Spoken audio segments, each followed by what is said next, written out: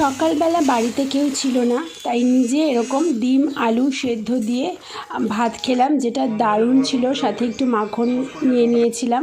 আর রাতের বেলা বরের জন্য ছিল চিকেন, আর আমার জন্য ছিল ডিমের অমলেট, কারণ চিকেন খেতে খুব একটা আমি ভালোবাসি না।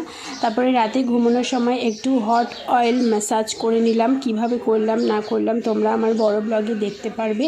হেয়ার কেয়ারের এই টিপসটা যদি ফলো করো, মাথায় কিন্তু খুশকি হবে না, চুল তাড়াতাড়ি বাড়বে। তো চলো, এই ছিল আজকের মিনি ব্লগ। ভালো লাগলে লাইক সাবস্ক্রাইব করো। সবাই ভালো থেকো, tata, bye bye, good night.